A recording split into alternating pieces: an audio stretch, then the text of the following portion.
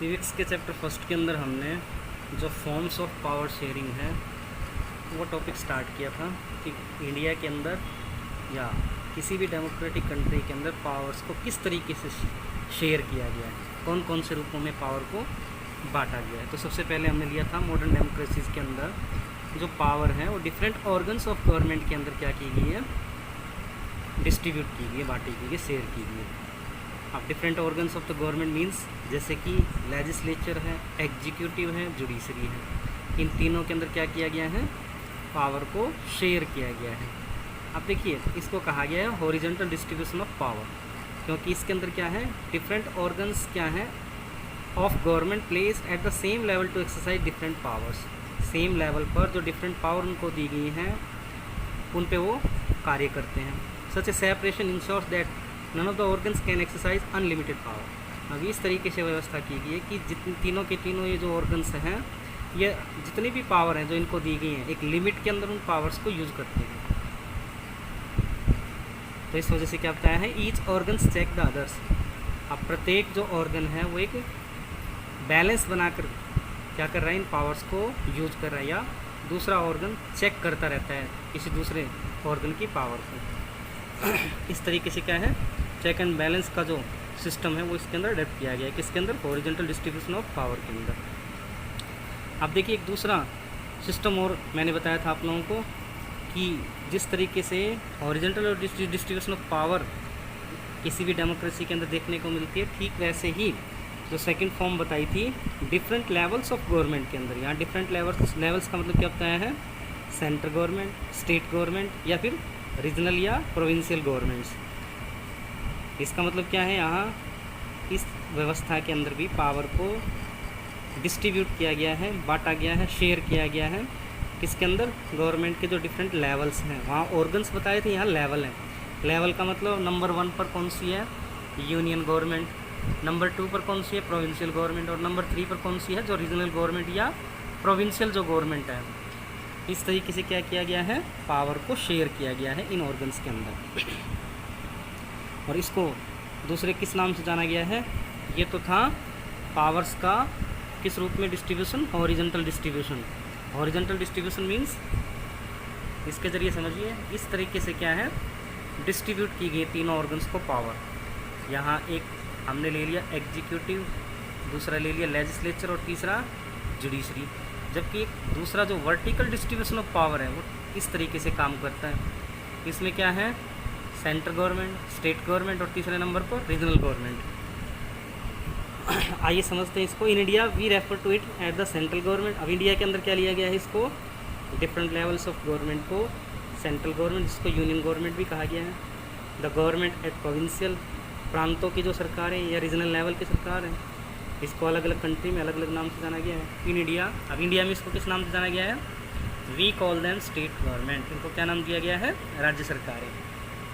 This system is not followed in all country. ध्यान दीजिए आप, ये जो पावर शेयरिंग का जो वर्टिकल डिस्ट्रीब्यूशन है ये ऐसा नहीं है कि हर डेमोक्रेटिक कंट्री के अंदर इस फॉर्मूले को अडॉप्ट किया गया है। देयर आर मैनी कंट्रीज़, ऐसे बहुत सारे देश हैं where there are no provincial और स्टेट गवर्नमेंट, जहाँ पर प्रांत की सरकारें या राज्य सरकारें नहीं हैं। But in those countries like ours, किंतु उन देशों में जैसे कि हमारे देश के अंदर है, where there are different levels of government, जहाँ सरकार के क्या है, अलग अलग स्तर हैं। The constitution clearly lays down the powers of different levels of government. Constitution में विशेष तौर पर व्यवस्था की गई है कि पावर किस रूप में बांटी जाए, जो डिफरेंट लेवल्स हैं गवर्नमेंट के उनके अंदर। This is what they did in Belgium. ठीक ऐसा ही कहाँ किया गया, बेल्जियम के अंदर। But was refuge in Sri Lanka, किंतु श्रीलंका में इनकार कर दिया गया इस तरीके से पावर को डिस्ट्रीब्यूट करने के लिए। तो इस वजह से क्या कहा गया है, this is called federal division of power. अब जिन डेमोक्रेटिक कंट्रीज़ के अंदर डिफरेंट लेवल्स के अंदर या डिफरेंट ऑर्गन्स के अंदर जो पावर बांट रखी हैं, ऐसे सिस्टम को क्या नाम दिया गया है, फेडरल डिवीज़न, यानी कि संघीय जो विभाजन है पावर्स का, संघ के अंदर क्या है, पावर्स को बांट रखा है, फेडरल डिवीजन ऑफ पावर से नाम दिया गया है। The same principle can be extended to level of government lower than the state government such as the municipality and panchayat. ठीक ऐसे ही एक और लेवल गवर्नमेंट का देखने को मिलता है जो लोअर लेवल पर है स्टेट गवर्नमेंट के बाद, वो कौन सा है, म्यूनिसिपलिटीज़ या panchayat. Let us call division of power involving higher and lower levels of government vertical division of power. इसी को क्या कहा गया है, वर्टिकल डिवीजन ऑफ पावर, यानी कि जो पावर्स का बंटवारा है किस फॉर्म में किया गया है यहाँ, वर्टिकल वे के अंदर। अब we shall study these at some length in next chapter. अगले चैप्टर में डिटेल से आपको देखने को मिलेगा कि वर्टिकल डिवीजन ऑफ पावर क्या है। आइए अब थर्ड जो फॉर्म्स है पावर शेयरिंग के वो किस तरीके से कर रखी है। सबसे पहले तो हमने लिया था पावर डिफरेंट ऑर्गन्स के अंदर है। उसके बाद सेकंड जो पॉइंट था वो किस रूप में बताया गया है, पावर्स को डिफरेंट लेवल्स के अंदर क्या किया गया, शेयर किया गया। थर्ड जो फॉर्म है वो और देख लीजिए, पावर में ऑल्सो भी shared among different social groups. तीसरा जो रूप हो सकता है जिसमें पावर को शेयर किया गया वो कौन सा है, अलग अलग जो सामाजिक समूह उनके अंदर, जैसे कि such as the religious and linguistic groups. जैसे एग्जांपल लिया था हमने कम्युनिटी गवर्नमेंट का बेल्जियम के अंदर। ध्यान हो तो आप लोगों को, इस कम्युनिटी गवर्नमेंट को कौन बना रहे थे, कंट्री के अंदर अलग अलग जो रिलीजन को फॉलो करने वाले जो लोग थे जो पूरे कंट्री के अंदर फैले हुए थे, उन सब ने मिलकर क्या बनाई थी, कम्युनिटी गवर्नमेंट। तो इस तरीके की सरकार भी कहाँ देखने को मिलती है, डेमोक्रेटिक कंट्री के अंदर। और ऐसी सरकार के अंदर भी क्या किया गया, पावर को बांटा गया। और इस प्रकार से जो पावर बांट रखी है उसको कहा गया है सोशल ग्रुप्स के अंदर पावर को बांटना। In some countries there are constitutional and legal arrangements. कुछ देशों के अंदर तो क्या है, संवैधानिक या कानूनी प्रावधान किए गए, व्यवस्थाएँ की गई हैं। Whereby socially weaker sections, किन के लिए, जो सोशली वीकर सेक्शन सोसाइटी के लिए, सोसाइटी के अंदर। And womens are represented in the legislature and administration. जो महिलाएं हैं और जो वीकर सेक्शन है सोसाइटी के, वो क्या कर रहे हैं, लेजिस्लेचर के अंदर और एडमिनिस्ट्रेशन के अंदर उनको रिप्रेजेंटेशन दिया गया है, व्यवस्था की गई उनके लिए, संवैधानिक प्रावधान उनके लिए किए गए हैं। Last year we study the system of reserve constituencies. पिछले चैप्टर में हमने देखा कि क्या है, कुछ कॉन्स्टिट्यूंसीज ऐसे जो रिजर्व हैं, स्पेशली वो कॉन्स्टिट्यूंसी किस के लिए काम करती है, जो सोशली वीकर लोग हैं उनके लिए, सोसाइटी के जो पिछड़े हुए लोग हैं उनके लिए रिजर्व कर दी गई है।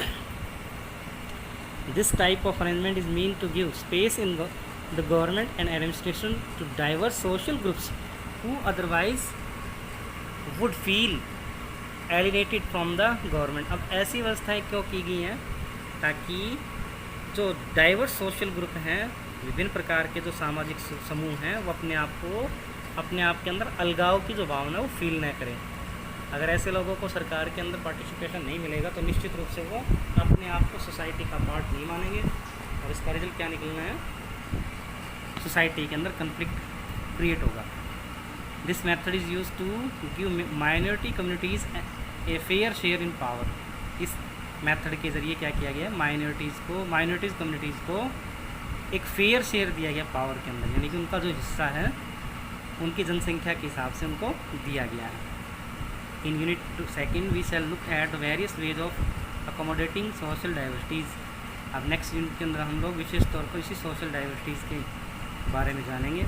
अब फोर्थ जो फॉर्म है पावर शेयर करने की वो कौन सी है, ये देखते हैं। Last, power sharing arrangement can also be seen in the way political part. देखिए पावर क्या कर रखी है, शेयर कर रखी है, किन के अंदर, पॉलिटिकल पार्टीज़ के अंदर, प्रेशर ग्रुप्स के अंदर एंड मूवमेंट्स के अंदर। प्रेशर ग्रुप का एक एग्जांपल मैं यहाँ बताना चाहूँगा आप लोगों को। दिल्ली के अंदर कुछ साल पहले अन्ना हजारे के नेतृत्व में जन लोकपाल बिल पास करवाने के लिए तो सरकार की जो जवाबदेहिता है उसको सुनिश्चित करने के लिए एक क्या किया गया, मास एजिटेशन किया गया। जनता वहाँ इकट्ठी हो गई दिल्ली के अंदर और उन्होंने मिलकर क्या किया, सरकार को प्रेशराइज़ किया कि जन लोकपाल बिल को पास करें।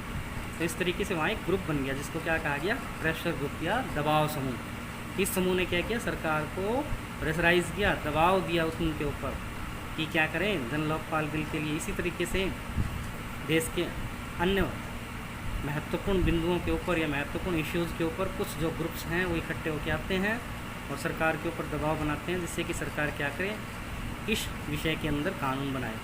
इसके और भी बहुत सारे एग्जाम्पल लिए जा सकते हैं। आगे देखिए, कंट्रोल और influence those in power. In a democracy the citizens must have freedom to choose among various contenders for power. अब क्या किया गया है, किसी भी डेमोक्रेसी के अंदर सिटीजन्स के पास क्या है, फ्रीडम है कि वो क्या करें, विभिन्न प्रकार के जो कंटेंडर हैं पावर के लिए, मतलब जो प्रतिभागी हैं उनको चूज़ करें। डेमोक्रेसी के अंदर सब सिटीजन्स के पास क्या है, ये आज़ादी होती है। इन कंटेम्प्रेरी डेमोक्रेसीज, समकालीन लोकतंत्र के अंदर, लोकतांत्रिक देशों के अंदर, this takes the form of competition on different party. यही तो चीज़ है जो डिफरेंट पार्टीज़ के बीच में क्या करती है, कंपटीशन की जो भावना है वो क्रिएट करती है। Such competition ensures that power does not remain in one hand. अब इस प्रकार का जो कंपटीशन है वो सुनिश्चित करता है कि पावर क्या नहीं हो, किसी सिंगल हैंड के अंदर एग्जिस्ट न हो, रिमेन न हो। इन द लॉन्ग रन के लिए अगर देखा जाए, power is shared among different political parties that represent different ideologies and social groups.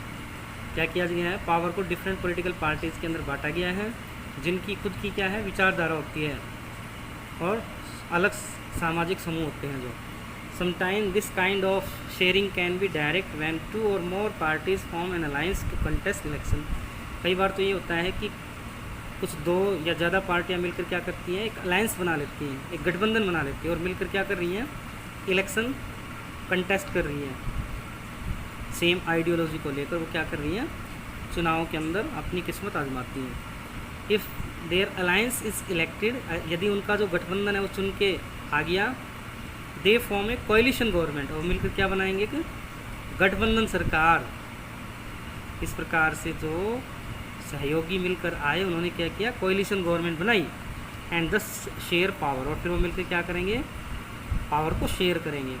यानी कि 2 पार्टियां मिलकर क्या कर रही हैं, इलेक्शन फाइट कर रही हैं, इलेक्शन के अंदर क्या है, किस्मत आजमा रही हैं, और अगर वो चुन के आती हैं तो जब सरकार जब बनती है तो उनके अंदर उनका जो शेयर है सरकार के अंदर वो किस प्रकार का होता है, उनकी आपसी सहमति के अकॉर्डिंग, आपसी समझ के according. In a democracy we find interest groups such as those of traders, businessmen, industrialist, farmers and industrial workers.